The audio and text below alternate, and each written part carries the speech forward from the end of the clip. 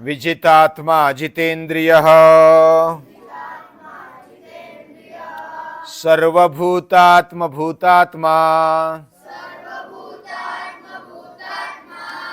कुर्वन्नपि न लिप्यते कुर्वन्नपि न लिप्यते।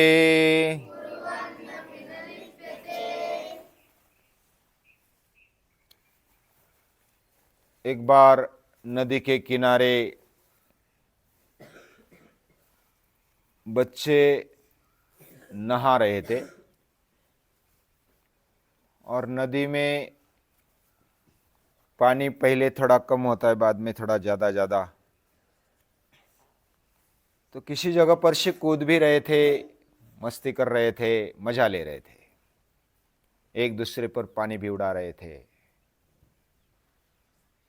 और ये सब एक शेड देख रहा था। पास में एक बंगला था। बंगले के गच्ची पर, टेरेस पर वो खड़ा हुआ। दोपहर के समय अपने धंधे को थोड़ा आराम देकर, अभी बहुत ही बोर हो गया था धंधा करते करते, तो उसको ऐसा लगा कि देख लो थोड़ा इधर उधर। तो टेरेस पर गया और देख रहा था। बच्चों को देखकर उसको बहुत अच्छा लगा। ये तो जिंदगी का मजा ले रहे, हम तो धंधे में अटक गए। धंधा बढ़ाया बचपन से, कभी खेलने पर, कभी ऐसा मजा लेने पर ध्यान नहीं दिया। धंधा धंधा धंधा, पैसा भी बहुत कमाया, बंगला बांध दिया नदी के किनारे, और पूरा समय उसी में ही जाता था, उसमें ही अटक गया था। लेकिन अभी बोर हो गया था।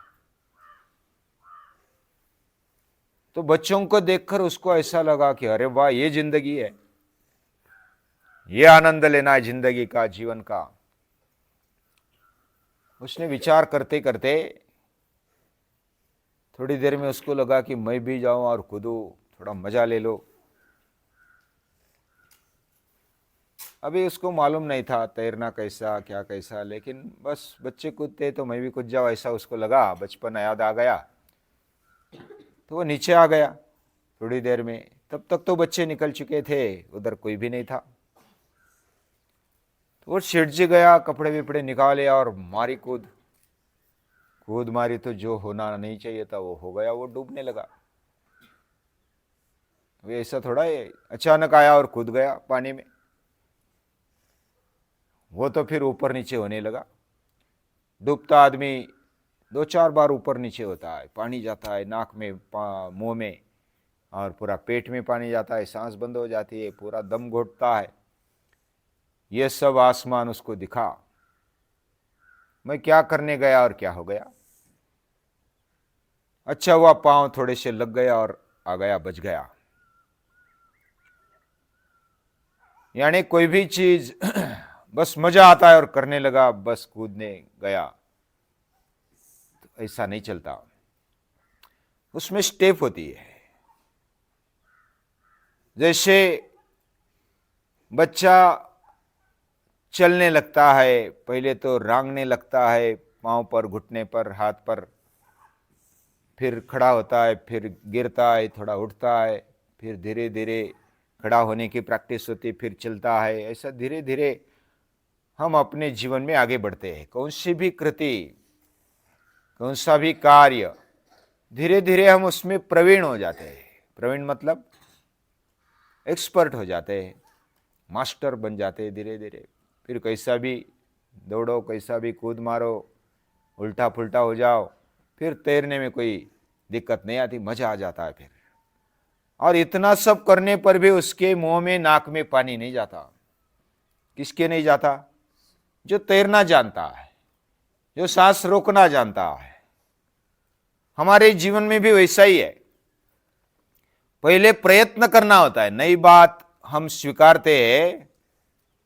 जैसे हम पाठशाला में आ गए, तैरना नहीं आता था तो धीरे धीरे बैठने लगे, देखने लगे बच्चों का, बाकी बच्चों का। धीरे धीरे उतरने लगे पानी में, उतर के फिर ठंडी लगने लगी। थोड़ा याद करो, पहले सीखने के पहले कैसा हुआ था। नाक में पानी गया, मुंह में पानी गया, आँख में पानी गया। और फिर न जाने का मन होता था। फिर भी धीरे धीरे धीरे फ्लोटर बांधा, फिर डुबकी लगाई, फिर धीरे धीरे हफ्ता 2 हफ्ते गया और तैरने आने लगा। फिर फ्लोटर छोड़ दिया, बॉटल लगाई, बॉटल छोड़ दी, फिर बिना बॉटल के तैरने लगे, फिर कूद लगाने लगे, फिर सुर लगाने लगे, फिर उल्टा तैरने लगे, फिर सोने भी लगे पैर पानी पर।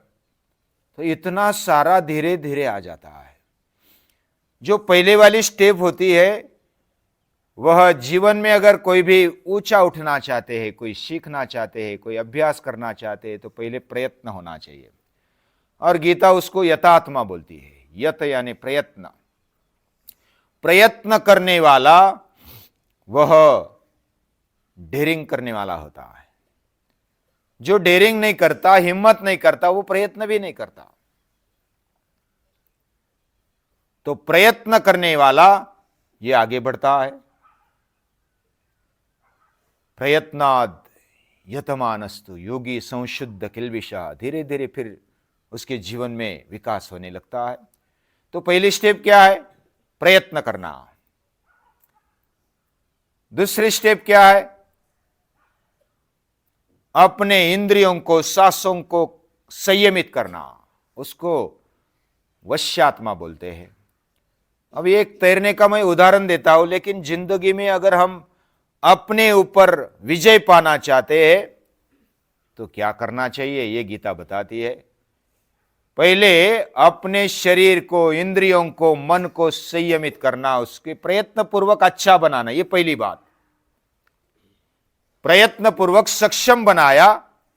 खाना पीना, उठना बैठना, सोना, व्यायाम करना, अभ्यास करना, ये बातें करके हमारा शरीर, हमारे इंद्रिय, हमारा मन मजबूत और बहुत ही अभ्यास होने लगता है।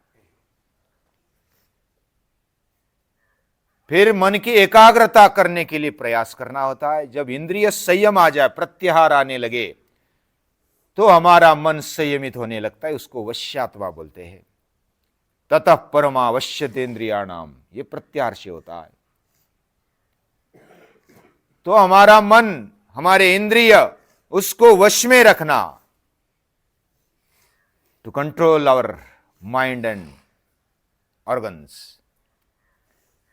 ये जब होता है तब, यानी जैसे तैरने का उदाहरण दिया जाए तो हमें सांस रोकना आ गया, हाथ पैर चलाना आ गया, तो बिना फ्लोटर के, बिना बॉटल के हम तैरने लगते हैं, तो हम वश्यात्मा हो गए। यानी कि हमारे इंद्रिय, हमारा मन वश में होने लगा। यह दूसरी स्टेप होती है। तीसरी स्टेप होती है विजितात्मा। विजितात्मा यानी खुद को जीत लिया। जिसने खुद को जीत लिया। खुद को जीत लेना मतलब क्या है? हमारा मन समझो दौड़ता है विषयों के पीछे। कोई चीज पड़ी है, समझो कुछ पैसे पड़े हैं, कुछ पदार्थ पड़ा है, या तो कुछ सामने दिखता है तो चुराने का मन होना, ये विषय के पीछे भागना है। कोई चीज को करने का मन होना, ये इंद्रियों का भागना है, या तो वह गुलाम होना है। यानी इंद्रिय जब गुलाम रहते हैं तब हम मन के और इंद्रियों के गुलाम बन जाते हैं। हम विजितात्मा, उसको जीत नहीं पाते, वो हमें जीतते। इसका मतलब हम गुलाम हो गए। तो इंद्रियों का, मन का गुलाम होने के बजाय वो हमारे गुलाम है, और मन का और आत्मा का मिलाप हो जाता है, तालमेल बैठ जाता है। मन आत्मा के रूप रंग ले लेता है, तब विजितात्मा बन जाता है। और विजितात्मा के इंद्रिय वह जीते हुए होते हैं। वह जिधर चाहेंगे उधर ही वो इंद्रिय जाएंगे। जिधर नहीं चाहेंगे, आत्मा नहीं चाहेगा तो उधर इंद्रिय नहीं जाएंगे, मन भी नहीं जाएगा। ये होता है कंट्रोल, आत्म संयम। इससे हम विजितात्मा बनते हैं। यानी योग युक्तो विशुद्धात्मा। हम योग युक्त होकर के हमारे आत्मशक्ति को विशुद्ध बनाते जाते हैं। विजितात्मा जितेंद्रिय, वह जितेंद्रिय और विजितात्मा यानी आत्मा को जीतता है। सर्वभूतात्म भूतात्मा, और जो विजितात्मा होता है ना, वह अपने आप को सभी ओर देखता है, वो विधेय आत्मा होता है। कितने स्टेप बताए मैंने? 4 स्टेप बताए। यतात्मा, वश्यात्मा, विजितात्मा और विधेय आत्मा। जैसा दूसरे अध्याय में स्थितप्रज्ञ दर्शन में एक श्लोक है, रागद्वेष वियुक्तस्तु विषयान इंद्रियश्चरन् आत्मवश्यर विधेयात्मा प्रसादमधिगच्छति। प्रसन्न कौन रहता है? आनंदी कौन रहता है? जो विधेयात्मा होता है ना, आत्मवश होता है, यानी कि खुद को जिसने जीत लिया है, खुद पर जिसने विजय पाई है, ऐसा मनुष्य यह विजितात्मा बन करके, जितेंद्रिय बन करके विधेय आत्मा बन जाता है। विधेय आत्मा यानी वो अगर ऐसा भी विषय में गिर जाए, या तो वह इंद्रियों का, विषयों का भोग भी ले, तो भी उसको नाक में, मुख में पानी नहीं जाता। यानी तैरने की भाषा में अगर बोला जाए, जिसको अच्छा तैरना आ गया, उसको नींद में भी उठाकर डाला जाए तो भी वो इतना अच्छा तैराक बन जाता है। यानी वह पूरे इंद्रियों का उस पर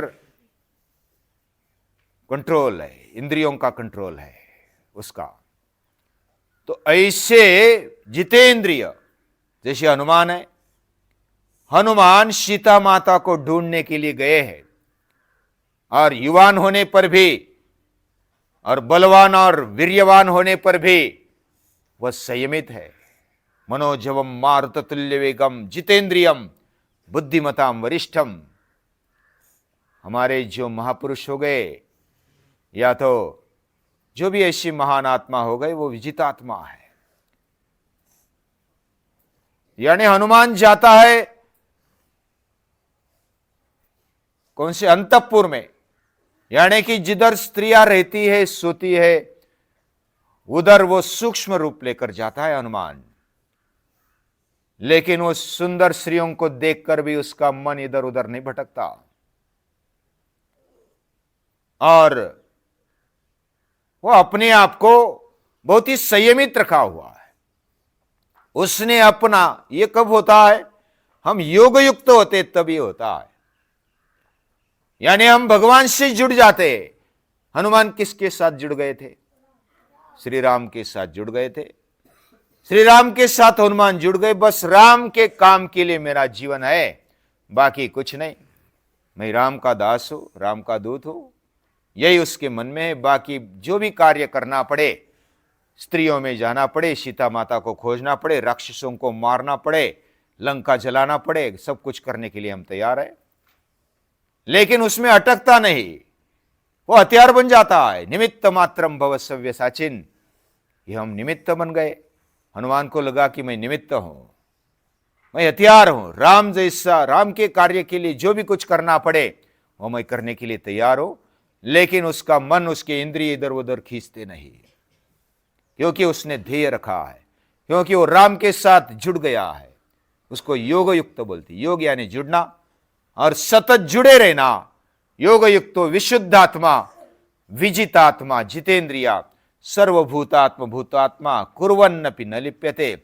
वह सब कुछ करते हुए भी कुछ नहीं करता है, वह निर्लेप रहता है। जैसा कमल कीचड़ में रहते हुए भी उसको कीचड़ नहीं लगता, उसको पानी नहीं चिपकता, वैसा जो विजितात्मा विधेय आत्मा होता है, वह संसार में रहते हुए भी अलग रहता है, सब कुछ करता है, फिर भी वो निडर रहता है, प्रसन्न रहता है, आनंदी रहता है। उसको कोई दुखी नहीं कर सकता। ऐसे विधेय आत्मा को नमस्कार है।